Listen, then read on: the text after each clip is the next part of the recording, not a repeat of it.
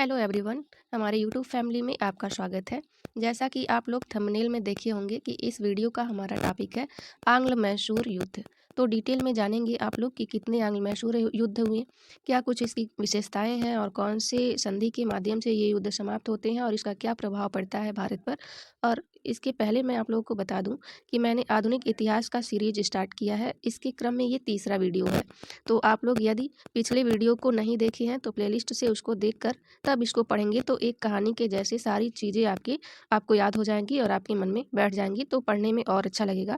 तो आप लोग यदि उसको नहीं देखे हैं तो देख करके और फिर इस वीडियो को देखिए। और यदि चैनल पर नए हैं तो चैनल को सब्सक्राइब करिए और लाइक भी करिए। आगे देखते हैं। आज स्टार्ट करते हैं आंग्ल मैसूर युद्ध से। जैसा कि पिछले वीडियो में आप लोगों ने देखा था कि आए थे यूरोपीय जो कि पास थे। उसके बाद से फिर कैसे कैसे आए वो लोग, अपना व्यापारिक कोठी स्थापित किया, फैक्ट्री स्थापित किया, फिर अपना व्यापार किया। और इस युद्ध में अब धीरे धीरे अंग्रेजों का क्या होता है, वर्चस्व बढ़ता जाता है। तो पहले ये लोग मैसूर पे, पहले तो ये लोग कालीकट पे आते हैं केरल में। उसके बाद से इन लोगों का पूरा व्यापार वगैरह चलता है, फैक्ट्री वगैरह स्थापित करते हैं। फिर ये लोग ईस्ट इंडिया कंपनी के माध्यम से धीरे धीरे अपना भारत में प्रशासनिक व्यवस्था बनाने लगते हैं। तो सबसे पहले मैसूर से युद्ध करते हैं, जिसको आंग्ल मैसूर युद्ध के नाम से जाना जाता है। फिर उसमें आते हैं मराठाओं से भी ये लोग युद्ध करते हैं, आंग्ल मराठा युद्ध के नाम से जिसको जाना जाता है। फिर सिखों से युद्ध करते हैं, जिसमें रणजीत सिंह वगैरह आते हैं। पंजाब क्षेत्र से पूरा इन लोगों का युद्ध होता है। और फिर बंगाल में तो इन लोगों का प्रशासन शुरू होता है प्लासी के युद्ध से, बक्सर के युद्ध से। उसके बाद से इन लोगों का धीरे धीरे पूरे भारत में क्या होता है, इनका अधिकार होता है और पूरे भारत में इनका प्रशासन चलता रहता है। तो इस हिसाब से ये लोग पहले छोटे छोटे क्षेत्रों के जो राजा रहते थे उनसे युद्ध करके उन जगहों को जीतते थे। तो आइए देखते हैं क्या कुछ मैसूर युद्ध में कितने इन लोगों का युद्ध हुआ, क्या क्या कैसे कैसे इन लोगों का अधिकार हुआ। आगे पढ़ते हैं। आपको बता दूं कि जो आंग्ल मैसूर युद्ध हुए थे, जो मैसूर का क्षेत्र है वो कर्नाटक के क्षेत्र में अभी पड़ता है।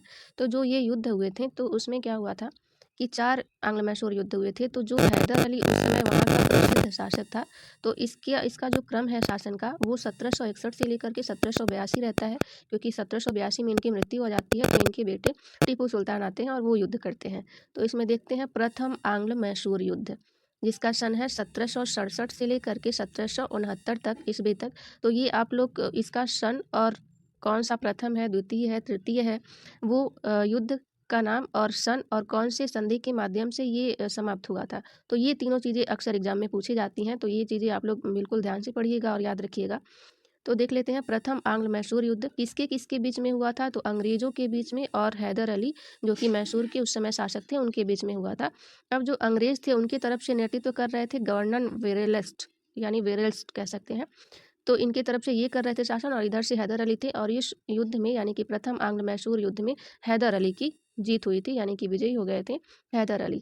अब जब ये विजयी हो गए तो इन्होंने क्या किया, एक मद्रास की संधि की अंग्रेज और हैदर अली के बीच में। तो 4 अप्रैल 1769 को मद्रास की संधि हुई। और इस संधि के द्वारा ये युद्ध यानी प्रथम आंग्ल मैसूर युद्ध समाप्त हुआ। तो पूछा जाता है कि कौन से संधि के द्वारा प्रथम आंग्ल मैसूर युद्ध समाप्त हुआ था। तो आपका राइट आंसर हो जाएगा मद्रास की संधि। और इस संधि में हुआ क्या था कि इस संधि में ये हुआ था कि जो भी दोनों जीते हुए हैं, जैसे जो अंग्रेज जो स्थान जीते हुए हैं, जो क्षेत्र, और जो हैदर अली अंग्रेजों के क्षेत्र जीते हुए हैं और जो अंग्रेज हैदर अली के क्षेत्र को जीते हुए हैं, दोनों लोग एक दूसरे को अपना जीता हुआ क्षेत्र को वापस कर देंगे और रक्षात्मक समझौता करेंगे। समझौता हुआ जैसे कि यदि कोई सैन्य आक्रमण होता है हैदर अली का तो उसमें अंग्रेज इनकी सहायता करेंगे, और यदि अंग्रेजों के प्रति होता है तो हैदर अली इसमें सहायता करेंगे। फिर ये लोग एक दूसरे के जो कैदियों को रखे थे अपने पास, उसको लौटाने के बारे में संधि हुई। और जो अर्काट जिला या फिर कहीं कहीं अर्कोट भी लिखा हुआ है, जो अर्कोट जिला था वो नवाब को लौटाना था। तो इस तरीके से मद्रास की संधि हुई और मद्रास की संधि के माध्यम से प्रथम आंग्ल मैसूर युद्ध समाप्त हुआ।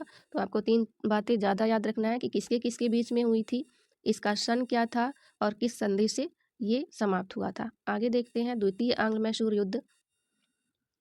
द्वितीय आंग्ल मैसूर कब हुआ था, तो ये हुआ था 1780 से लेकर के 84 ईस्वी तक। अब ये जो युद्ध हुआ था 4 सालों तक, जो कि 1782 ईस्वी में हैदर अली की मृत्यु हो जाती है। तो उसके बाद से उनके बेटे टीपू सुल्तान भी ये युद्ध करते हैं। तो इस युद्ध में दोनों लोग शामिल रहते हैं, यानी कि द्वितीय आंग्ल-मैसूर युद्ध में हैदर अली के द्वारा भी होता है और टीपू के द्वारा भी होता है। तो आइए देख लेते हैं द्वितीय आंग्ल-मैसूर युद्ध किसके-किसके बीच में हुआ था। तो अंग्रेज और हैदर अली और टीपू प्लस निजाम के शासक और प्लस मराठा, ये तीनों लोगों ने मिल कर के द्वितीय आंग्ल-मैसूर युद्ध लड़ा था। किससे? अंग्रेज़ों से। और अंग्रेज़ों के भी कई नेतृत्वकर्ता हैं, जैसे कर्नल बेली आए, फिर हेक्टर मुनरो आए। तो ये युद्ध 4 सालों तक चला था। तो बीच-बीच में छोटे-छोटे युद्ध होते रहते थे। तो इसमें सबसे पहले तो इन लोगों का संगठन था, हैदर अली का, निजाम शासक का, मराठा का, और इधर से अकेले एक तरफ से अंग्रेज रहते थे। तो हैदर अली ने कर्नाटक पर आक्रमण कर अर्काट पर अधिकार कर लिया। जो अर्काट का क्षेत्र था, उस पे हैदर अली ने क्या किया, अधिकार कर लिया अपना। और टीपू ने क्या किया था, टीपू से जब उसकी युद्ध हुआ था अंग्रेज़ों का, तो उसका नेतृत्व कर रहे थे हेक्टर मुनरो। तो उन्होंने हेक्टर मुनरो को हरा करके पोल्लीपुर या पोल्लीलूर नामक स्थान पर इनको हराया। तो ये पूछा हुआ है कि हेक्टर मुनरो को किसने हराया था, तो टीपू सुल्तान ने हराया था। कहाँ पे? तो पोल्लीलूर नामक स्थान पर हराया था। उसके बाद से एक युद्ध इन लोगों का 1781 में होता है, हैदर अली और आयरकूट के बीच में, यानी कि जो आयरकूट रहता है वो अंग्रेज का अधिकारी होता है। तो जैसा कि मैंने बताया कि छोटे-छोटे युद्ध इन लोगों में 4 साल तक चले थे, 80 से 84 तक, 1780 से 84 तक। तो इसमें छोटे-छोटे युद्ध होते थे। तो एक युद्ध हुआ जिसमें 1781 में, तो इसमें आयरकूट हुए। तो इसमें जो विजयी हो गया वो आयरकूट हो गया। और उसके बाद से फिर 1782 में हैदर अली की मृत्यु हो गई। और जब मृत्यु हो जाती है हैदर अली की, तो टीपू सुल्तान लड़ते हैं और लास्ट में क्या होती है, 1784 में मंगलौर की संधि होती है। और द्वितीय आंग्ल मैसूर युद्ध कौन से संधि से समाप्त होता है, तो मंगलौर की संधि से समाप्त हो जाता है। और इसमें भी क्या रहता है कि एक दूसरे के द्वारा जो जीते गए राज्य हैं, क्षेत्र हैं, उसको लौटा दिए जाएंगे, फिर कैदियों को भी आदान प्रदान कर दिया जाएगा। तो इस तरीके से मंगलौर की संधि होती है टीपू सुल्तान के बीच में और अंग्रेजों के बीच में। तो इस प्रकार खत्म हो जाता है क्या, द्वितीय आंग्ल मैसूर युद्ध। अब यहीं पर टीपू सुल्तान के बारे में कुछ फैक्ट हैं, कुछ तथ्य हैं जिनको जान लेते हैं। इनका जो सन है 1782 से लेकर के 1799 तक रहते हैं ये, चूँकि 1782 में हैदर अली की मृत्यु हो जाती है, तो उसके बाद से इनका शासन आता है। तो इनको जानेंगे, 1782 से लेकर के 1799 तक इनका अधिकार रहता है। इनको शेर-ए-मैसूर के नाम से भी जाना जाता है। ये भी एग्जाम में क्वेश्चन बना हुआ है कि शेर-ए-मैसूर के नाम से किसको जाना जाता है, तो टीपू सुल्तान को जाना जाता है। इनके राजसी झंडे पर, यानी जो इनके राज्य का झंडा होता था, उस पे शेर की तस्वीर होती थी। राजधानी इनकी थी श्रीरंगपट्टनम एवं जैकोबिन क्लब की स्थापना इन्होंने किया था।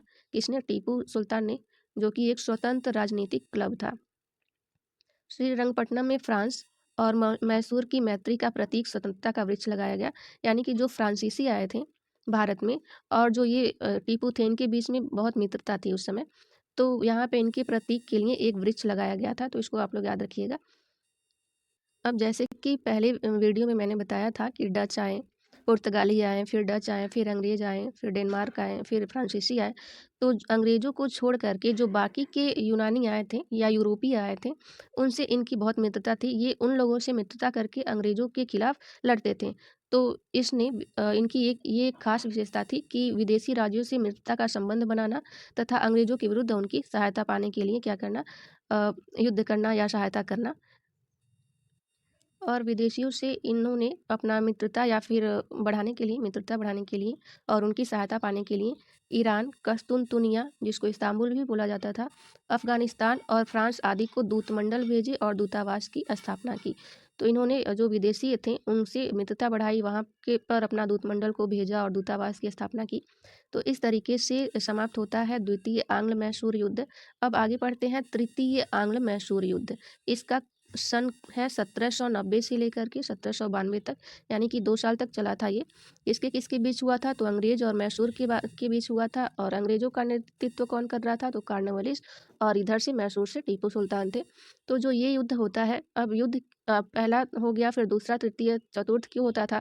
अगर मान लीजिए प्रथम आंग्ल मैसूर युद्ध हो गया, तो उसमें जो संधि होती थी उसका ये लोग पालन नहीं करते थे, तो द्वितीय आंग्ल मैसूर युद्ध होता था। अब जब वो भी संधि से शुरुआत हुआ, खत्म हुआ वो भी संधि से, और उनका भी पालन ये लोग नहीं किए, द्वितीय आंग्ल मैसूर युद्ध में जो संधि हुई थी उनका पालन नहीं हुआ, तो तृतीय हुआ। अब तृतीय में संधि का पालन नहीं हुआ तो चतुर्थ हुआ। इस प्रकार ये युद्ध बढ़ते जाते थे। तो आगे देखते हैं किसके किसके बीच में हुआ तृतीय आंग्ल मैसूर युद्ध। तो कार्नवालिस और टीपू के मध्य हुआ था और ये 1792 में श्रीरंगपट्टनम की संधि हुई और इसमें टीपू सुल्तान की हार हो गई थी। तो जाहिर सी बात है, जिसकी हार होती है उसका ही घाटा होता है। तो जो श्रीरंगपट्टनम की संधि हुई थी इसमें इन्होंने अपना, जो टीपू सुल्तान थे, इन्होंने अपना आधा राज्य अंग्रेज़ों को दे दिया और लगभग 3.3 करोड़ तक हर्जाना अंग्रेज़ों को भरा और अपने 2 बेटों को बंधक के तौर पर अंग्रेज़ों को दे दिए। तो इस प्रकार से तृतीय आंग्ल मैसूर युद्ध भी समाप्त हो जाता है। तो आपको याद रखना है क्या, कि तृतीय आंग्ल मैसूर युद्ध किसके किसके बीच हुआ, कब हुआ और किस संधि से समाप्त हुआ। आगे पढ़ते हैं। चतुर्थ आंग्ल मैसूर युद्ध। चतुर्थ आंग्ल मैसूर युद्ध कब हुआ? 1799 ईस्वी में हुआ। याद रखना है इसको। किसके किसके बीच हुआ? तो अंग्रेज और टीपू सुल्तान के बीच हुआ। जो अंग्रेजों का नेतृत्व कर रहे थे उसमें वेलेजली थे और स्टुअर्ट थे। आप लोग याद रखिएगा, ये जो टॉपिक है यहाँ से क्वेश्चन जरूर बनता है, तो इस टॉपिक को आप लोग अच्छे से पढ़िएगा। टीपू सुल्तान, इसमें क्या होता है, टीपू सुल्तान की मृत्यु हो जाती है और जब मृत्यु हो जाती है इनकी, तो पूरा मैसूर पे किसका शासन हो जाएगा? जाहिर सी बात है कि अंग्रेज़ों का हो जाएगा। अब ये लोग अपने हिसाब से मैसूर पर क्या करते हैं कि अपना अधिकार और प्रशासन करते हैं। युद्ध के बाद जब युद्ध समाप्त हो जाता है, टीपू की मृत्यु हो जाती है, तब अंग्रेज़ों ने अडयार वंश चलता है वहाँ पे मैसूर में एक, उसके बालक कृष्णराज को बैठा दिया, ठीक, तथा कनारा, कोयम्बटूर, श्रीरंगपट्टनम को अपने राज्य में मिला लिया। इस तरीके से चतुर्थ आंग्ल मैसूर समाप्त होता है और पूरे मैसूर पर अंग्रेज़ों का अधिकार हो जाता है और ये लोग अपने तरीके से पूरा प्रशासन मैसूर पर चलाने लगते हैं। अब इसका यहीं पे समाप्त होता है मैसूर युद्ध। नेक्स्ट वीडियो में देखेंगे मराठाओं से संघर्ष अंग्रेज़ों का। और अगर आप लोगों को वीडियो अच्छी लग रही है तो प्लीज़ वीडियो को लाइक करें और सब्सक्राइब करें चैनल को। Thank you for watching.